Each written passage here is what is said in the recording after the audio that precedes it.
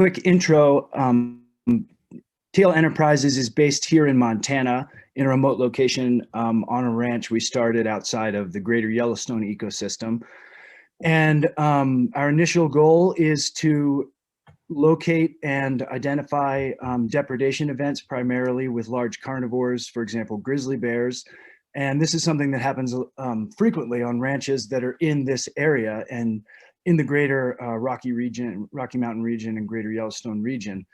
And so where we start is with the technology, education, and agriculture and landscape community around this area. And we are aiming to pair innovation and the data that we collect to help maintain land ethics and to reclaim a more resilient way of ranching and eventually movement and coexistence with the landscape and ranchers.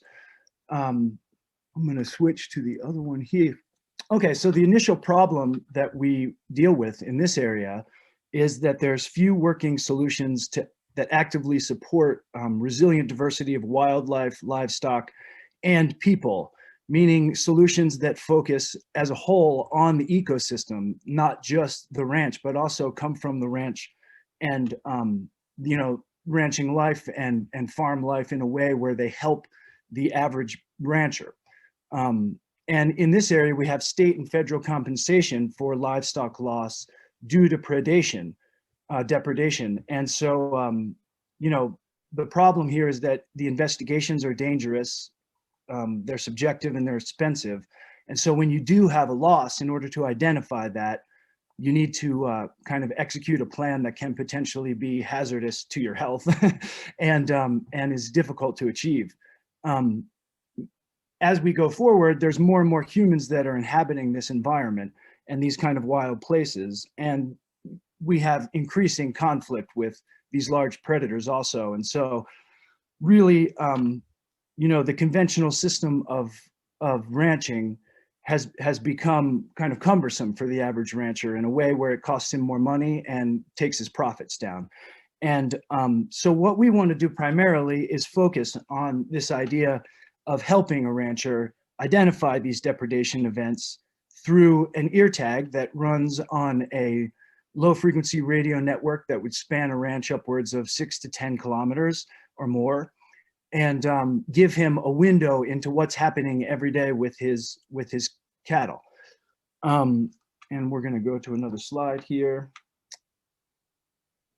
So the idea would be we would have chips. Well, the idea is, I'll show you a small working model we have.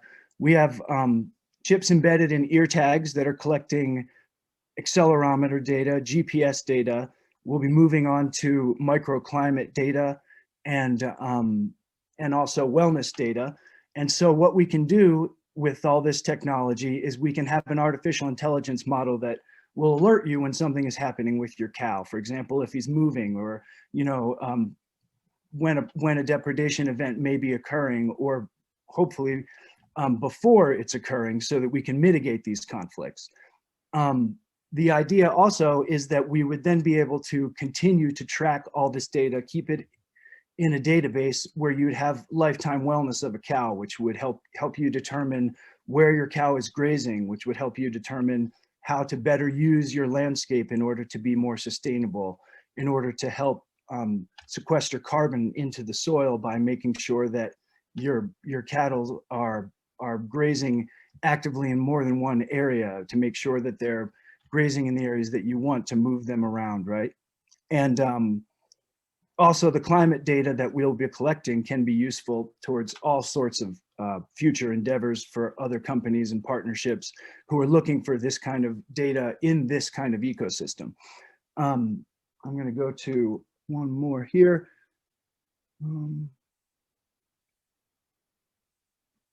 Oops, sorry, wrong one. 10. Okay. So currently we're testing our equipment on the Anderson Ranch in the Tom Minor Basin. And the idea that we're currently working with is a very simple model where we're collecting data and we are injecting it into an artificial intelligence model. And we're currently training it with both video data and accelerometer data. And, this is an ongoing project where we'll be able to determine certain events such as stress on the cow, a cow moving, a cow eating, a cow sleeping, and a cow being possibly preyed upon by a carnivore.